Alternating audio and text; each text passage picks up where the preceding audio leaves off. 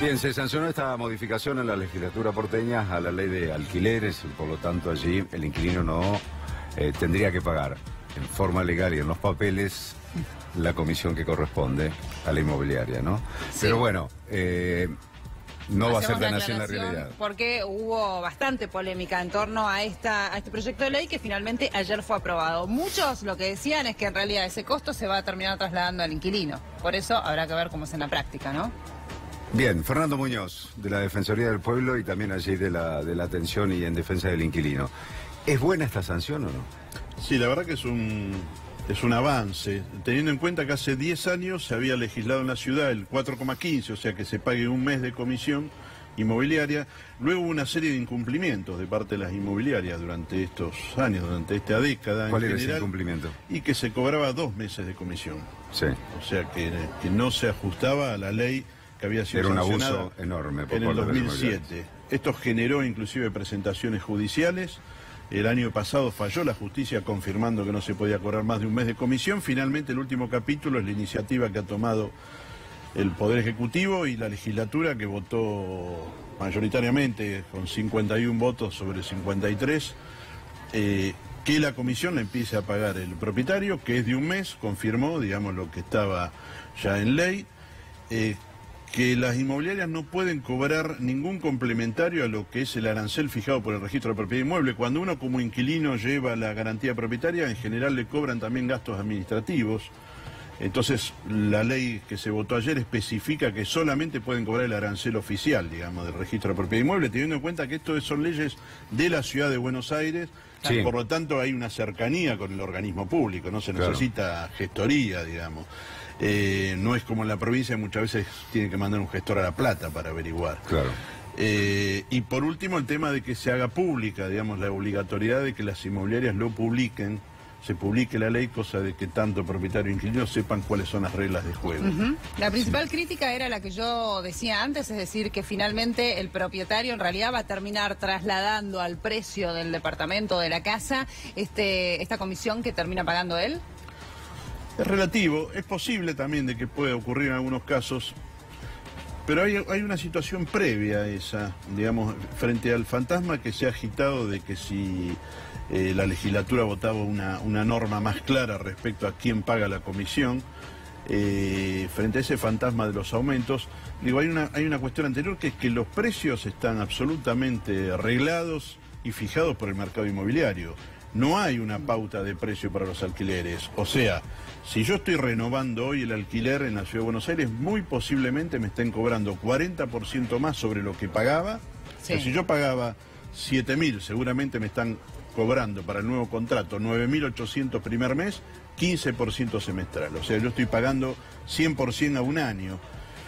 Realmente la cuerda está tan tensada que dudo de que puedan seguir aumentando, digamos, los alquileres, teniendo en cuenta que la media, digamos, de ingresos de la Ciudad de Buenos Aires es de 18.000 pesos, digamos, de ingresos laborales. Por lo tanto, estamos hablando, yo puse el ejemplo de 7.000, que es lo que sale un bono ambiente, sí. O sea, un departamento de menos de 30 metros cuadrados en Almagro, ¿no? ¿Y cuántos departamentos están desocupados hoy en día en la Ciudad de Buenos Aires? No hay una cifra objetiva, si bien es muy alta en relación al censo que hubo en el 2010, que daba más del 20%. Digo que no hay una cifra objetiva. Muchos profesionales hablan de 120.000 departamentos, 400.000 hogares que alquilan, 400.000 departamentos que se alquilan en la ciudad formalmente, o sea, por contrato de alquiler a 2 años. Después hay una población muy vulnerable que vive en hoteles familiares e inclinatos, que es una forma de alquiler mucho más encubierta, porque no tienen contrato, y eso es prácticamente un 4% que legislar, Muñoz, cuando se firma el contrato, como los contratos no puede figurar la indexación, ¿no? Exacto. Pero se pone una la referencia. cifra. El monto global de los 24 meses, o se toma algo como referencia, ¿no? O dicen a los 6 meses se paga tanto, al año se paga tanto, al año y medio tanto. Siempre con la cifra global, para poner como que no indexar. Digo, y no se puede evitar eso legalmente, que no un contrato se puede hacer de esa forma, digamos. En realidad lo que debería hacerse, porque esto ocurre después de la salida de la convertibilidad, del 2002-2003, sí. Que empezó a ocurrir esto de lo que llamaba indexación encubierta. La indexación todavía está prohibida por ley. Sí, por eso no por eso se ha encontrado esta forma. En realidad, lo que se debe hacer es encontrar un índice justo, anual, para todos los alquileres, cosa que uno sepa cuánto va a pagar el año próximo. Esto es, la ley que aprobó el Senado el año pasado plantea un índice anual ajustado a un promedio entre la paritaria y la inflación, lo cual al inquilino le daría alguna previsión de cuánto va a pagar. Bueno, esa ley todavía no ha sido discutida. Se establece una suma fija ya, pero con un porcentaje. Sí, que le establece el mercado. Cualquiera de nosotros, yo como funcionario de Defensoría del Pueblo, ustedes como periodistas, para saber el precio de un alquiler en la Ciudad de Buenos Aires recurrimos al mercado inmobiliario. No tenemos ninguna... Sí, pero con el ajuste también allí hay lugares donde te piden el 16% semestral, por ejemplo, otros donde te piden 10%. Digo, es un tira y afloje entre el propietario y el inquilino. Sí, donde el inquilino en general en mucho no puede tirar, porque si no tiene que ir a buscar otro alquiler. Está mucho más débil. Realmente, claro, se pone por encima de lo que en líneas generales va con la inflación. Supera el índice de inflación. Estamos pensando ahora... Sería mucho más equitativo decir, señores, se analiza a través del INDEC o de la inflación y se actualiza de acuerdo a la inflación real, y establecer una forma de actualizar ese alquiler, porque el propietario también se merece seguir alquilando y ganando dinero por la propiedad que pone en alquiler, pero no en forma excesiva. Entonces, por resguardarse, ya te fijan la pauta de antemano lo que va a pasar en 2 años y quizás la inflación es mucho menor. Y vos estás terminando pagando mucho más de lo que establece o lo que ha evolucionado la inflación en ese periodo. Claro, porque además esta desregulación que tiene el precio de los alquileres hace que esta arbitrariedad para fijar los precios o las renovaciones también son inflacionarias. Además, digamos, empujan hacia arriba la inflación, porque si uno... Y la cantidad ahora se ha blanqueado bastante, pero la cantidad de departamentos que todos los alquileres se hacían en negro... Bueno, en general nosotros tenemos muchísimos casos en la Defensoría del Pueblo de inquilinos que por la ley que se votó el año pasado de reforma del impuesto a las ganancias, que permite a muchos trabajadores poder deducir los alquileres y pagar por lo tanto menos del impuesto a las ganancias, uno tiene que pedir la factura al propietario o a la inmobiliaria. Y en ahí muchos casos la representación. Agarrate, Catalina. Bueno, es un gran problema. Son muy pocos los que te dan factura. En general no hay factura. Es que en realidad, a ver, algo que había sido planteado como un beneficio para un trabajador que necesitaba deducirlo de ganancias, la estrategia del gobierno en realidad era que se le exigiera a los propietarios blanquear una propiedad. Claro. Porque en cuanto a lo que representa en mano para el trabajador, lo que le devuelve es un máximo de 1.500 pesos, tengo entendido. Hasta 4.000. Hasta 4.000. No, pero en bolsillo. ¿En bolsillo? Es decir, no lo que forma parte...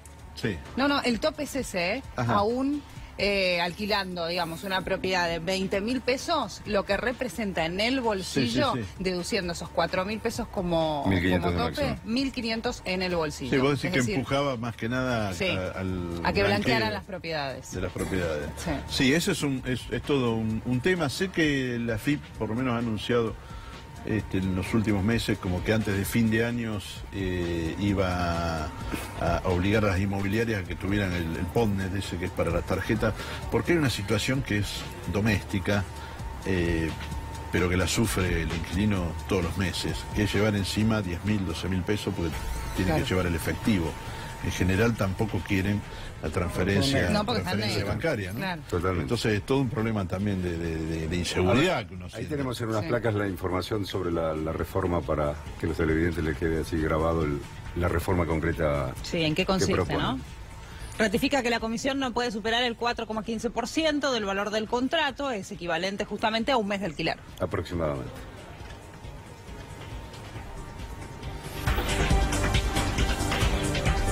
No ocurrirá más que el inquilino pague la gestoría por las firmas y el informe de dominio. Esto es en el registro de la propiedad, ¿no? Sí. Son aproximadamente 350 pesos que deberá pagar también el dueño. La certificación de firma ante escribano y el informe de dominio en realidad lo va a pagar el inquilino.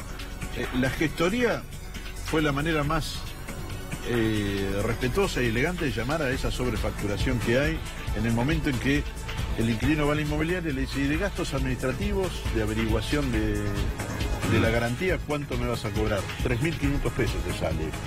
Y uno ve el arancel del registro de propiedad inmueble que no supera los 400. Entonces lo que se va a pagar es el arancel.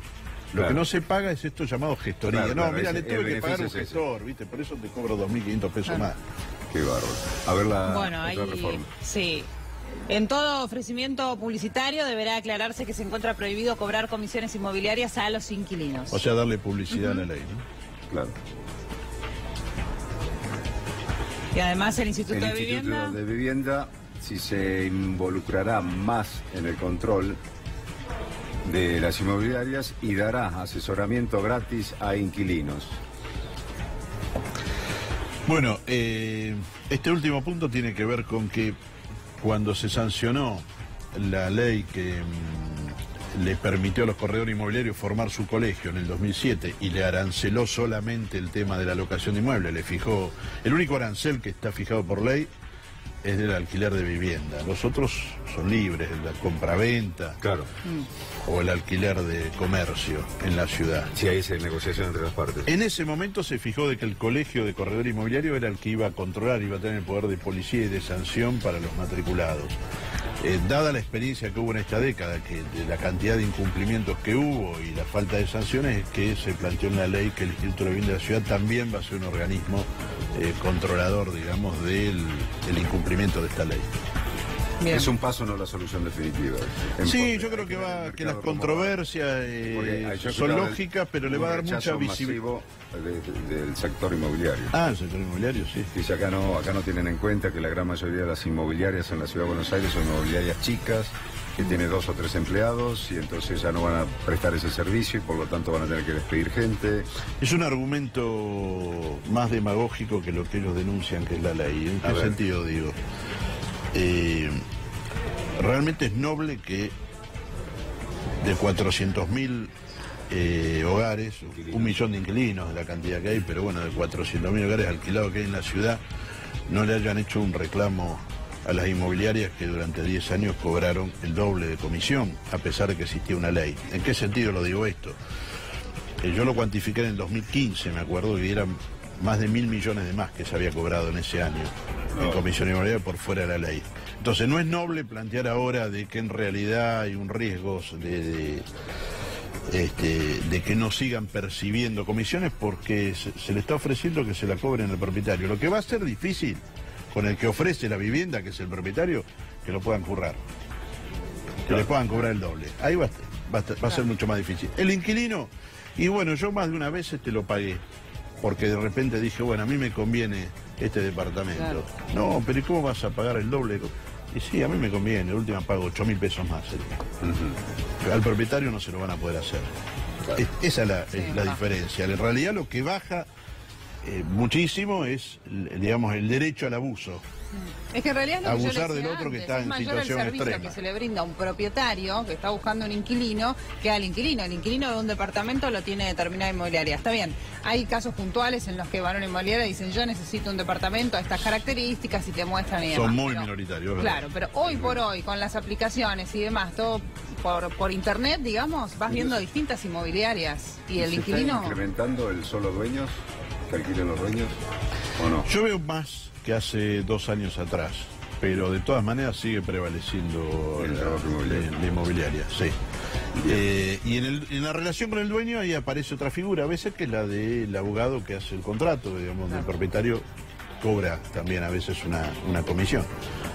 Pero bueno, eso no está legislado, no está regulado. Muchas gracias, Muñoz. No, al contrario, muy amable.